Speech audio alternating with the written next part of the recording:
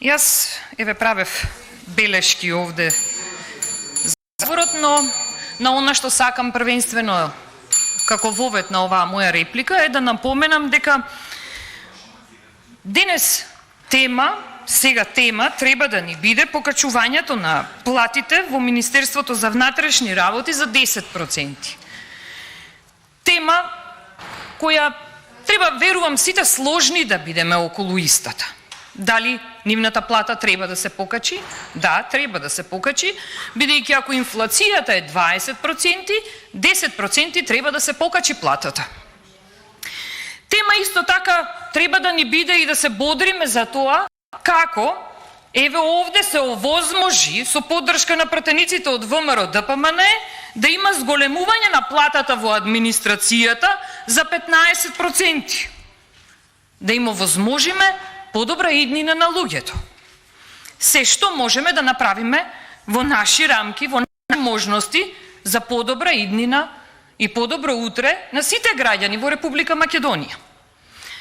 Започнавте во вашиот говор што се желбите, а што е реалноста. Искрено, очекував дека ќе зборувате многу повеќе за реалните факти и да се повикувате на тоа дека во буџетот можеби нема средства за покачување на платите, бидејќи една таква анализа би следувала доколку го изанализирате буџетот. Па јас бев и текако спремна, ако имавте таков став, да ви излезам на контрареплика и да ви кажам дека во буџетот 5,3 милиарди евра секако дека има средства за зголемување на платите. Зошто?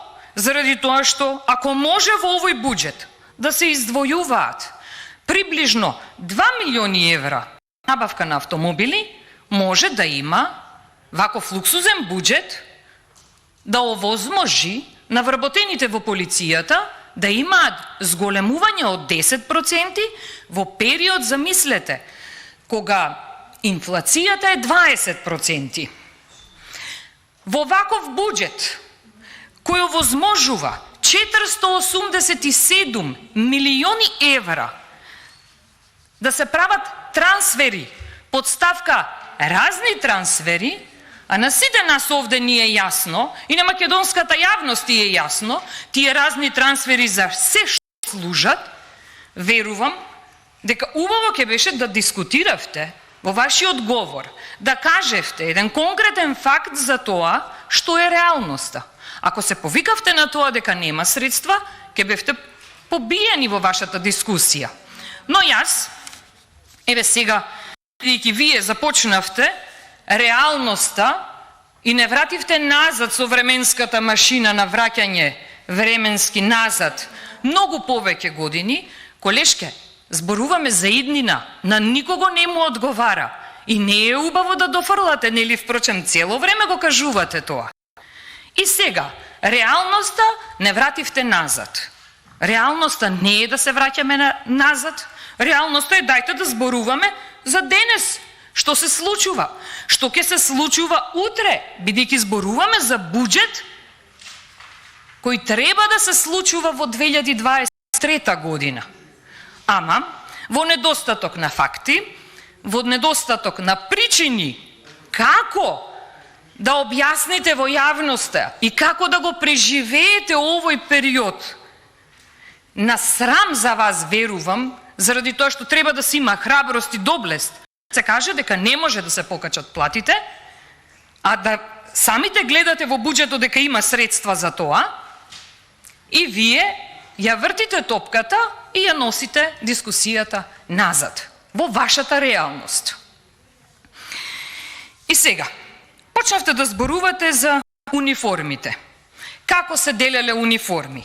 Јас ќе прашам, ако се делеле така униформи, зошто пред неколку дена бевме сведоци на протести каде луѓето ги покажуваа своите чизми и својата униформа дека не име во исправна состојба. Како можете тогаш вие да се фалите дека сте направиле нешто, а за тоа нешто имате протести во државата? Следно, воздухоплови спомнавте и се пофаливте колку се тие во исправна состојба, а замислете, сведоци бевме во минатото, не многу одамна, дека кога има пожари во државава, воздухопловите и тогаш излегоа статистики како тие не се сервисираат во државата и лошо се справивте со пожарите, па чекавме помош од Словенија да доаѓа. Ама затоа вие одбивате амандмани за противпожарни возила.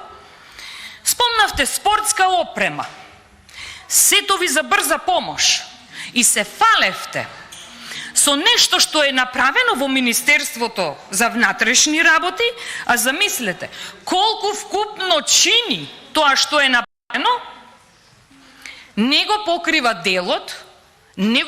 делот каде што се трошат средства, значи многу помалку се потрошени средства за сето ова, отколку што трошите средства недомакински, нетранспарентно, неодговорно во ставка разни трансфери, во ставка да не спомнуваме. На сите е јасно во Македонија колку дневно се трошат средства за да се покрие криминалното работење на дуото Ковачевски, менторирано од вашиот животен, ја не знам каков председател се да го именувам, лицето ЗЗ. Понатаму, пак ја спомнам овде инфлацијата и спомнавте за колкави средства платите се зголемувале. Дали е тоа доволно? Не. Дали покрива било што? Не. Зошто? Заради тоа што не слушнав досега дека се покачила негде плата повеќе од 20%, толку изнесува вкупната инфлација, или пак може би покачиле повеќе од 30%, колку што изнесува инфлацијата и сето она што е средна вредност земено за покачување на прехранбените производи, еве ќе ги земам. Бидејќи во најголем процент платите служат само за да се преживее. Не може со платите да се планира иднината, не може со платите да се планира нешто поврзано со социјален живот, да кажам. И понатаму тоа е луксуз веќе. Сега овде, многу загатно ми беше и интересно дури, 78 станици се реновирани. Колешке, сте биле во Драчево, па треба да дојдете во Драчево да видите како кога ги зборувате станициве, а немате видено дека во Драчево не е реновирана полициската станица. Зошто не е реновирана полициската станица? Таа нема енергетско ефикасна фасада. Како така не сте виделе? Како немате видено? Немате видено дека на оваа полициска станица нема изградено фотоволтаични панели за енергетско ефикасна до крајност да биде? Немате видено. Знаете, вие сте може би слушнале за полициска станица Драчево. Знаете зошто? Заради тоа што таму се делеа оние пасоши кои ги прави министерот за внатрешни работи, кој раководи со Министерство за организиран криминал. Се додека Спасовски е начело на ова министерство. Ова министерство е министерство само за организиран криминал. И вие го поддржувате. Го поддржувате него, а интерпелација, ако побараме, се раѓа фиоката на господинот Џафери е многу длабока и интерпелациите завршуваат таму, бидејќи политиката е таква каква што е, а вие ја поддржувате. Јас не успеав да спомнам за многу други работи, но еве видов дека се пријавувате за контрареплика, пак имаме можност да продолжиме со дебатата. Ви благодарам.